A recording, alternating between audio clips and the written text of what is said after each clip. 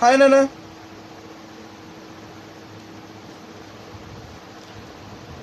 Yeah, in this video we learn about the characteristics of organic compounds. So organic compounds possesses some special characteristics. So what are those characteristics of organic compounds? We will see now. See, first of all, if you see the composition,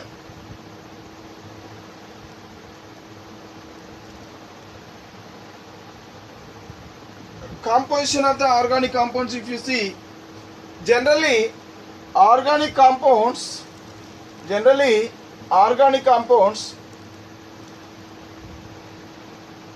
okay, they possess mainly carbon, and along with carbon even hydrogen is also present in general. Okay, but some organic compounds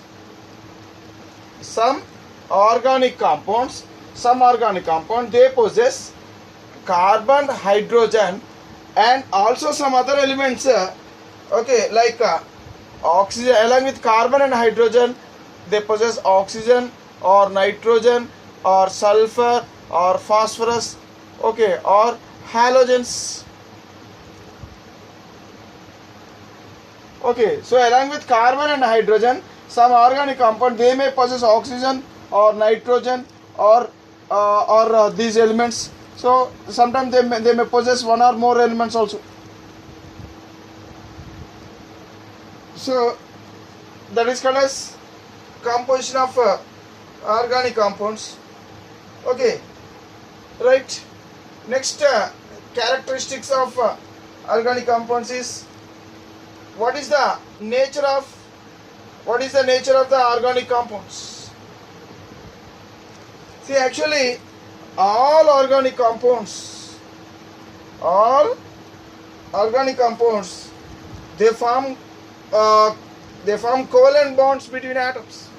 All organic compounds they form covalent bonds between the atoms.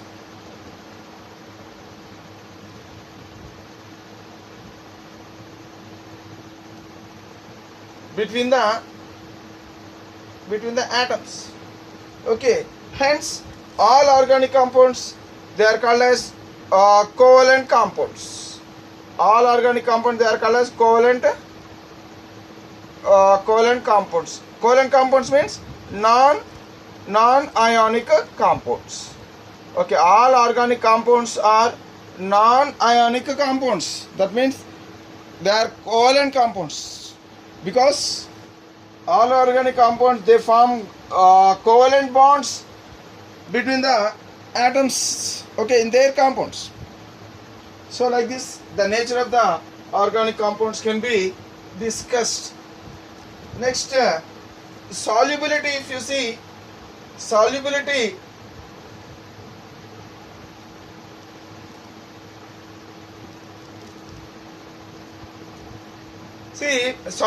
regarding solubility, there is a saying called like dissolves like dissolves like. That means non-polar solvents, or else non-polar compounds, or else non-polar compounds. So covalent compounds they are called as non-polar compounds also. They are also called as non-polar compounds.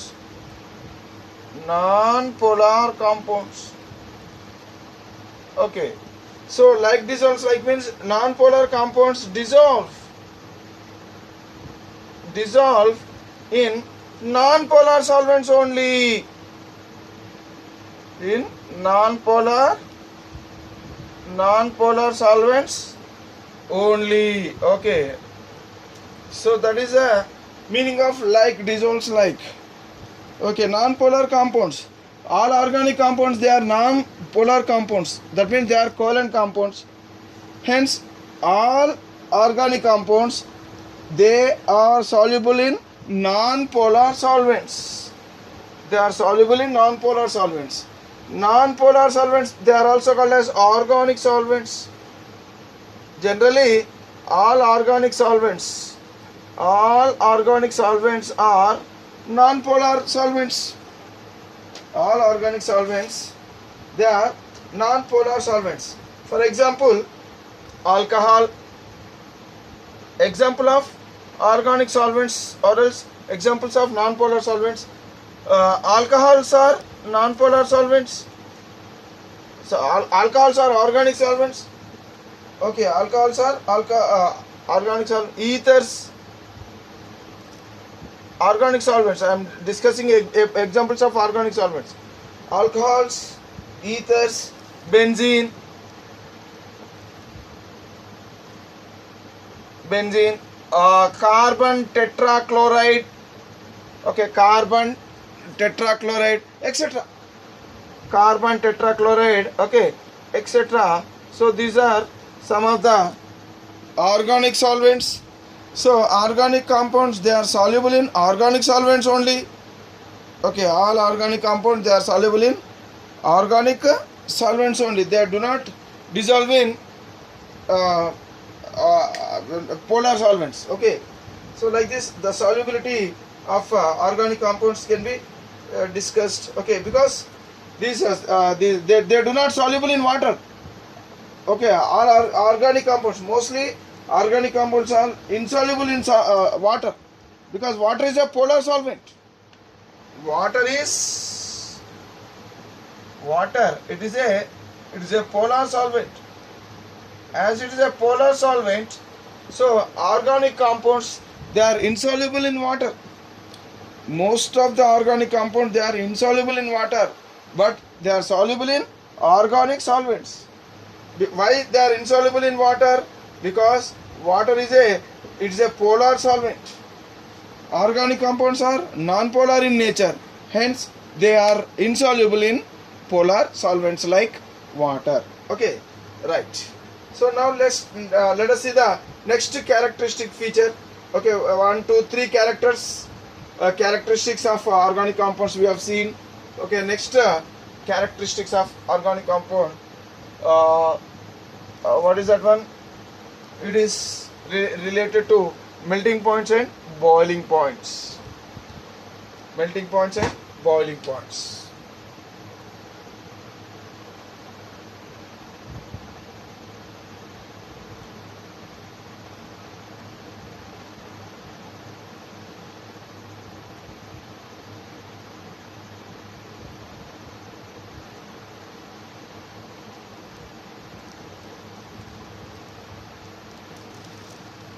If you see the melting points and boiling points of organic compounds, okay, see all organic compounds,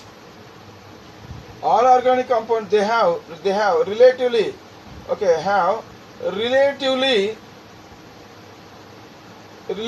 low melting points, okay, low melting points and low boiling points also. Okay, so they have relatively low melting points and boiling points. Relatively means when comparison, okay, when compared with inorganic compounds, organic compounds, okay, they possess low melting points and low boiling points. Okay, right. Next characteristic feature is combustibility.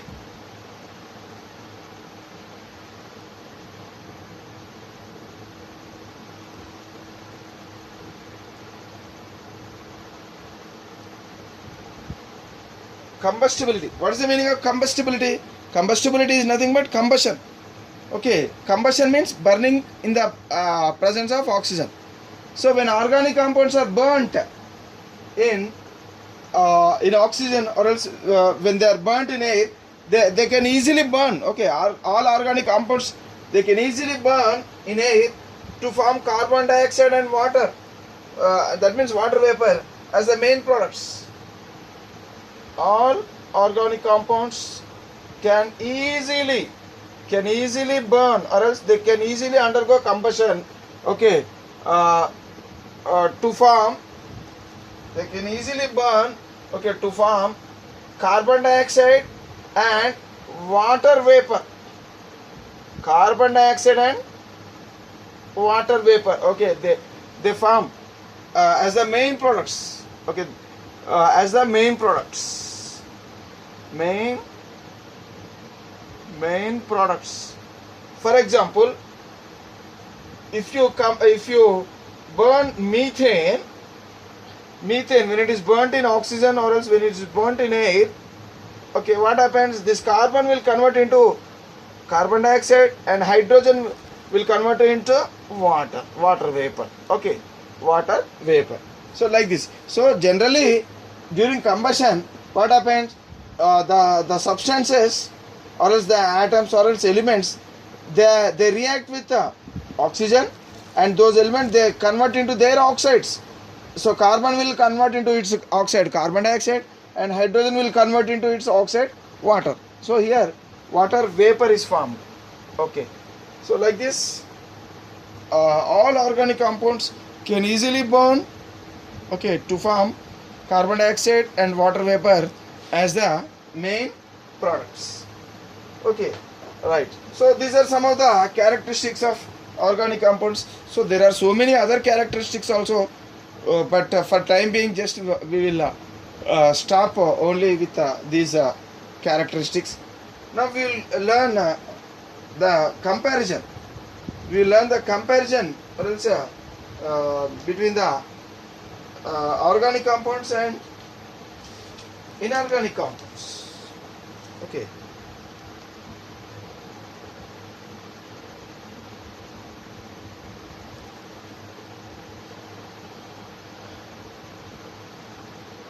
Comparison between organic compounds and inorganic compounds.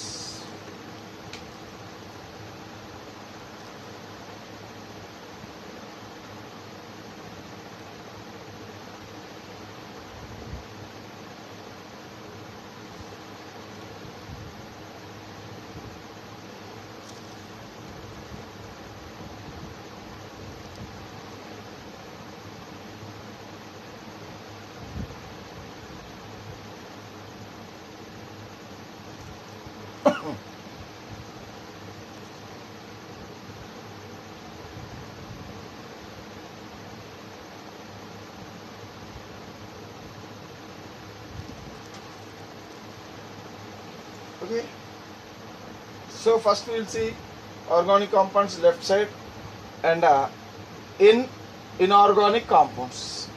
Okay, inorganic compounds towards the right side. Okay, so first difference we will see, or else first comparison.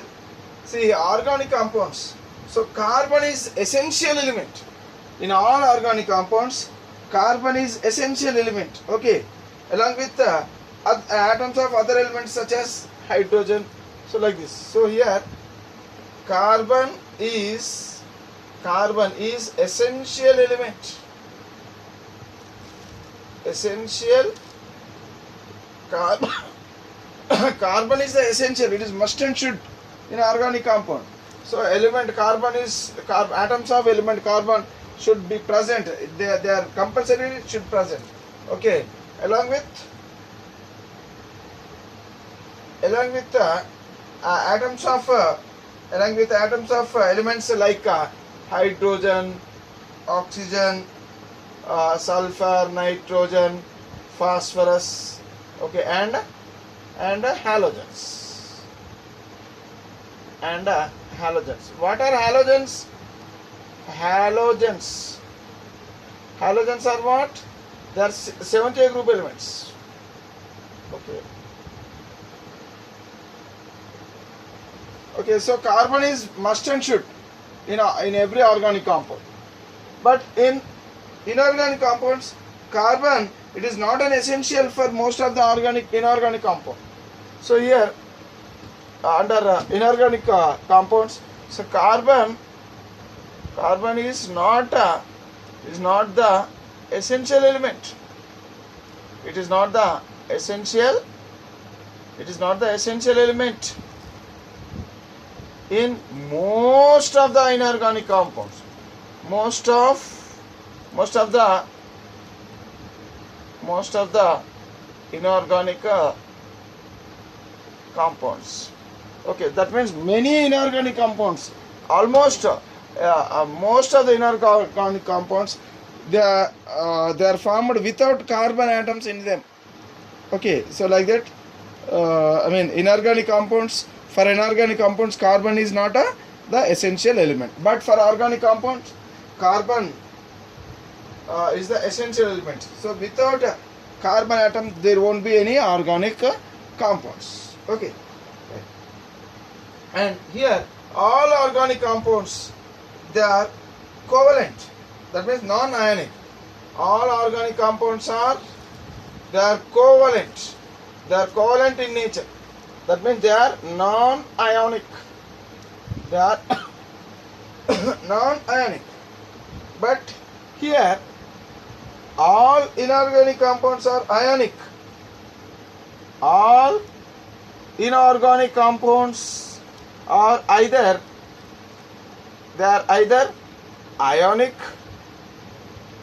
they are either ionic, or else they may be polar covalent. Polar covalent, they may be either ionic or else they may be polar covalent in nature.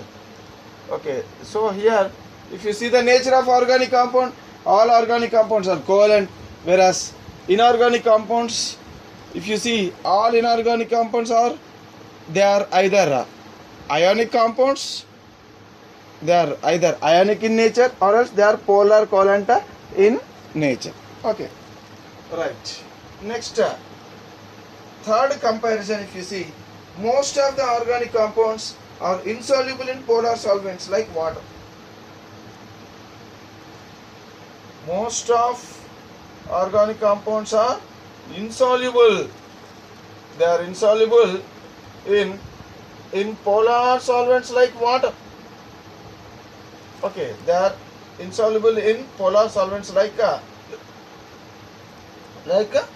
water. Okay, but soluble in non-polar solvents.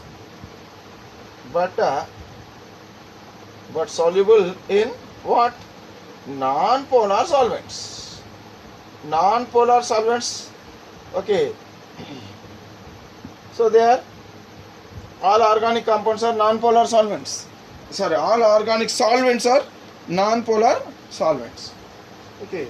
So non-polar solvents means all organic solvents. All organic solvents are non-polar solvents. If you see the solubility regarding inorganic compounds, see mostly they are soluble in water and insoluble in organic solvents. Inorganic compounds are mostly, they are mostly soluble in water. They are mostly soluble in water because all ionic compounds and polar covalent compounds, all ionic compounds and polar covalent compounds, they are soluble in water. So remember, this is most important thing one should learn. All ionic compounds and polar covalent compounds, they are soluble in water. So here inorganic compounds are either ionic or polar covalent, hence they are mostly, they are soluble in water, but insoluble in insoluble in what? In organic solvents. They are insoluble in organic solvents. For example, if you add if you put some salt in kerosene or petrol or else benzene, that salt does not dissolve because salt is inorganic compound, hence it is insoluble.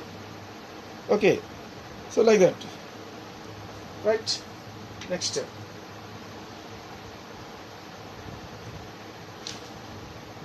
Fourth one, see organic compound, they mostly they have low melting points and boiling points. So most of the organic compounds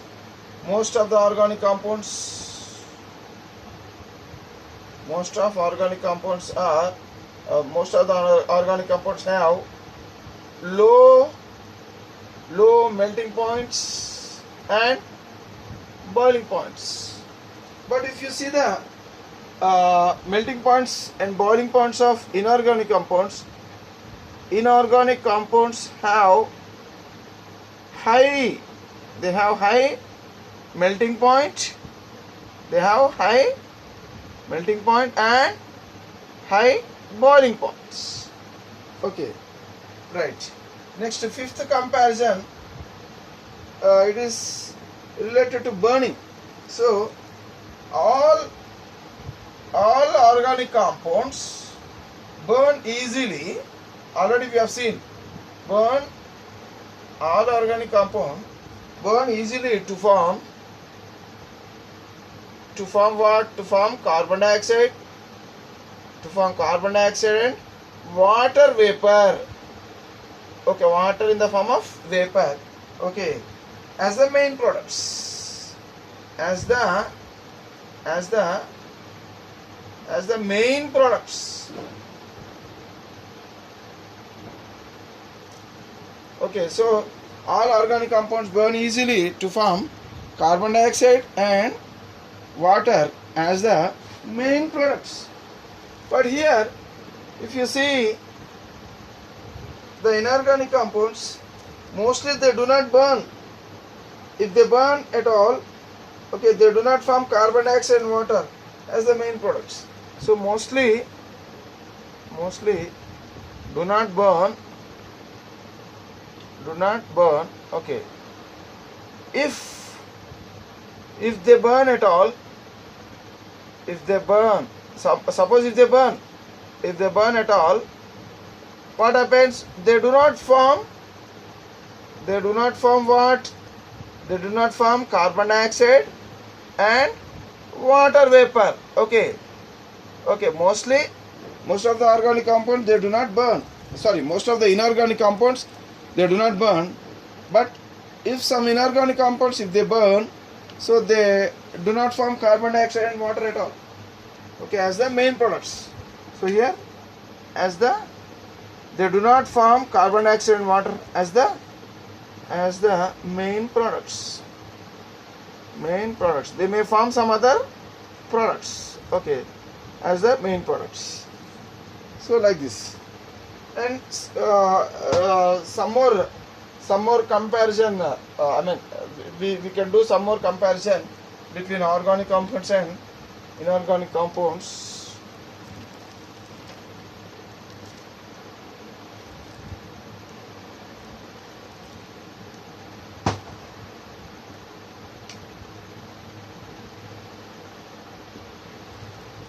See, these organic compounds, all organic compounds, they are bad conductors of electricity.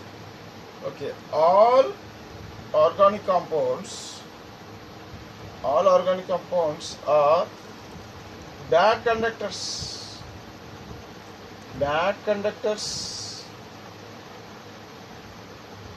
of electricity.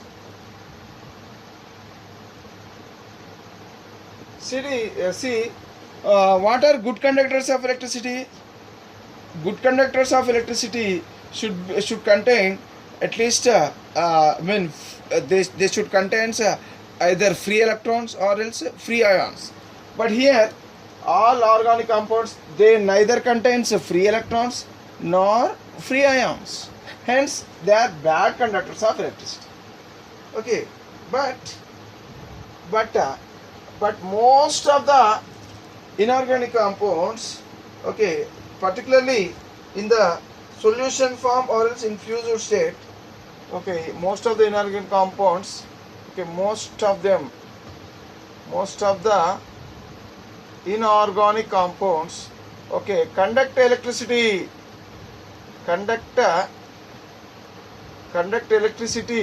okay, in their solutions, in their aqueous solutions,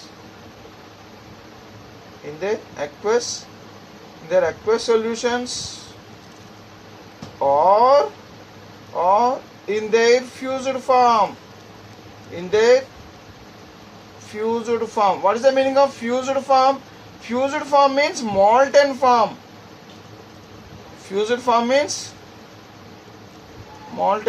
Okay, so if you melt inorganic compounds, what happens? They may form free ions. Okay, they may form free ions. Due to the presence of free ions, what happens? The presence of free ions makes the substance to conduct electricity.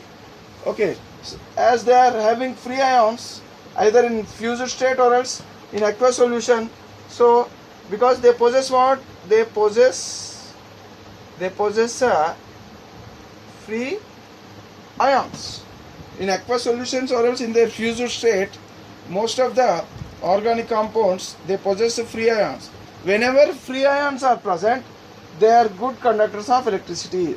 Hence most of the inorganic compounds, they conduct electricity either in their aqueous solutions or else in their fused form. But in solid form they do not conduct electricity, remember. So inorganic compounds, they do not conduct electricity in solid form. When they are in solid form, they do not conduct electricity. Okay, right. Next, one more point. So here organic compounds, they contain covalent bonds. Organic compounds contain what? Organic compounds contain covalent bonds. They contain covalent bonds. That means bond formed due to sharing of valence electrons. So what is covalent bond? Covalent bond is nothing but the bond formed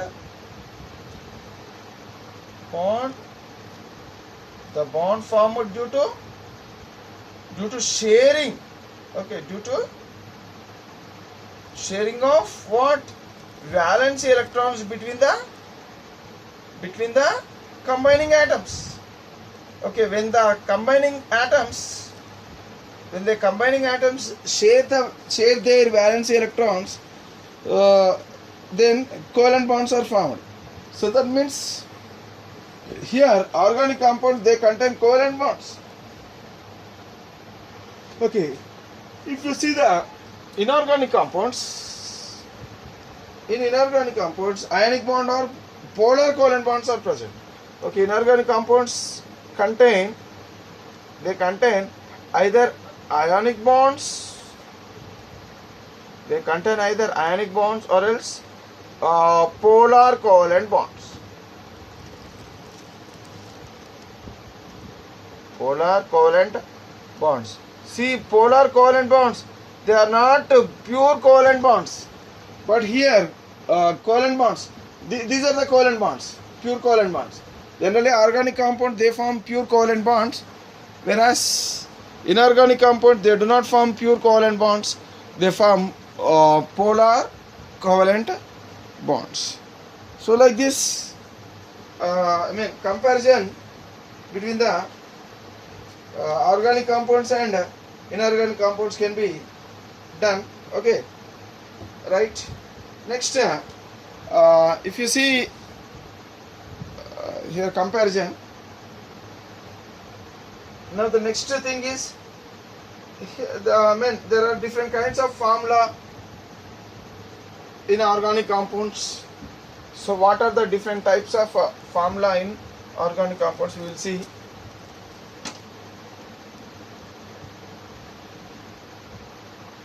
Generally, atoms possess symbols, whereas molecules possess formula.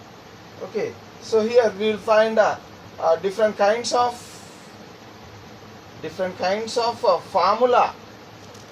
Okay, different kinds of formula, or else different kinds of formulae. Okay, of organic compounds, of organic compounds. We will learn organic compounds can be written in different forms. Okay, their formula can be written in different forms. One type of formula is known as molecular formula.